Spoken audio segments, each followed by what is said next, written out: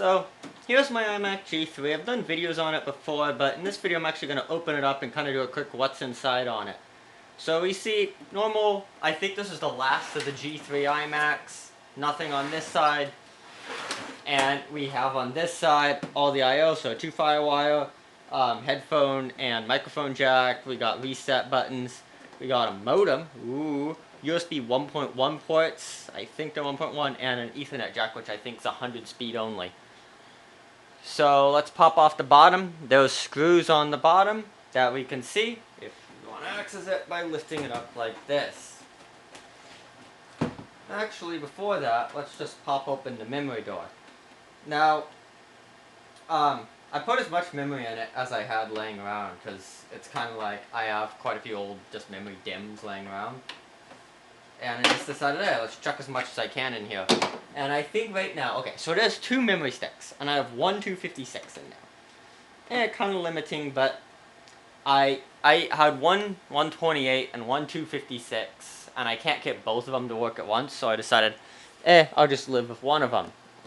So there's that.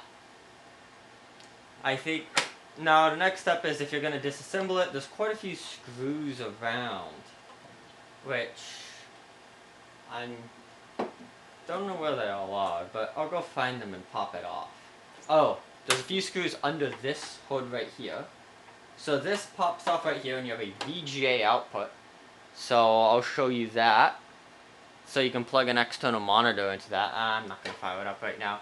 But then we have 4 screws here and you have 2 screws here, which are missing thanks to my conveniently bad management of screws. But I have been getting better at that, which is nice. Like, I've taken apart computers and not had screws laying around. Or not have holes where there should be screws. Which is really nice. Okay, so now that this piece is off, we could see there's not really much more accessible. So this is the Emi Shield. This keeps it so that the radiation inside this computer can't go bug anything else. All computers have these Emi Shields in some form or another, so it's either like a metal computer, so like a Mac, like you know those metal MacBooks and stuff, that's how they do the Emi Shields. There's a screw. Sometimes they have metal-coated plastic, which I've heard some bad stories about it just being horrible for the workers and stuff. They might have improved that though. So basically they take plastic and coat it with a little bit of metal, so you can use plastic. So a good example is quite a few Windows notebooks I know do this. I've recently opened one up that did it just like that. And I know the older Apple PowerBooks, like the ones from the late 90s, did that. And then the other way to do it is have a metal inside the plastic, so like the white Apple MacBooks and stuff did that. And I think quite a bit of other computers. That should be all the screws that are required. I'm missing quite a few screws. But there you go, that pops off. So now we can see the inside of it, and I'm going to go zoom in and show us a closer look and point out every component. Okay, so now we're going to take a closer look at the back of the circuit board. So, okay, if I'm right, I think this chip here is the graphics processor. So this is the graphics card. This is back before they actually did very much. This here is the platform controller hub. So this is kind of what manages, like, this has the memory controller in it and connects to the memory controller and connects it to all the other I/O. Normally most computers, older ones, the newer ones are done with less chips, but the older ones have the CPU, which connects to a memory controller chip, or kind of like the platform controller hub, which connects to, also known as a north bridge, which connects to the graphics cards, PCI Express, and to the south bridge, or I/O controllers, which that's what all of the other ports are connected to, like all your PCI and stuff. So this is the main chip. This connects to the memory slots here, so you can see actually the traces going down here. This here is the graphics processor, so they didn't really do much back then. Here, okay. Here we have a little lithium battery here, so this is what does all the, if your power's out, this is what keeps the time. I think it's still good. Sometimes they can leak and cause problems. Okay. This here, I'm assuming, is power regulation. Yeah, this is power regulation, so this is to keep the CPU power. This here is all I/O stuff, so this is probably a firewire. This is probably an internal reset. These connect to the buttons on the back here. So this connects to these 2 buttons for reset. So these let you reset the system controller. Now this here is a, I'm pretty sure it's a, nope, that looks like a 120. So this is actually the internal power supply for the motherboard. There's a separate power supply that drives the screen. So you can see this guy's pretty cramped. Some of these, no, they don't look like they're bulging. Actually look pretty high quality. And you can see this is the main power connector. It looks like a mini, I don't know how many pins that is, 3, 6, either a mini 20 or 24 pin. You see them around on some smaller mini iTex boards, but they're pretty rare. And also you see a Molex power coming here. The DVD drive, or I think it's CD by then, is back here hidden. So this is the laptop connector, and then it splits off. So these are power plugs. This here is just a standard desktop. So you can put whatever drive you want.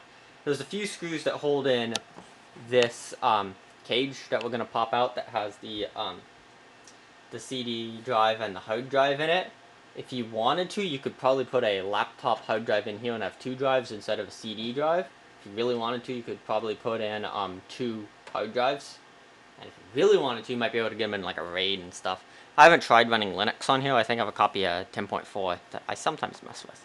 So let's pop out this enclosure, which is held by a few screws that are conveniently hidden very deeply inside the enclosure. So here we've taken it out, and we can see there are actually like Apple branded drives and stuff in there. And moving over to the internal computer, we see right here are the little circuit boards that let you control the little power buttons on the front, and on this side the headphone jack, so it actually senses if you have headphones in it, so that's why it needs all those ports. Next thing we can do is we can pop out the main motherboard. And yeah, also we see there's an LG logo here, so that probably tells me that this screen's probably OEM'd by LG.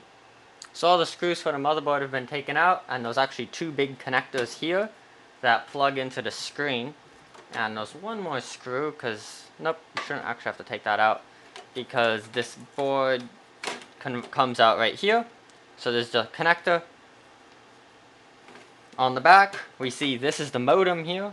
This is a grounding pin, so it lets them ground it. And here's the actual IBM main processor, which is heat sinked onto this metal plate here, which holds the middle. And also another EMI shield. And we can see behind it is the high power stuff that drives the CRT, which I'm not going to really get into. I might do another video dedicated to a CRT later. Those CRTs. And we can see thick metal, this works as a heat sink. These chips didn't really make very much heat. The CRT made significantly more heat than these chips did. And this is a little power supply here, which all of its powers ran through here. This is not a standard connector by any means. So it actually got its power and everything through these few connectors here. And also the data went out. So thanks for watching this little video about me taking apart the computer part of an iMac G3. And please like this video if you liked it, and subscribe if you want to see more videos like this one. Bye.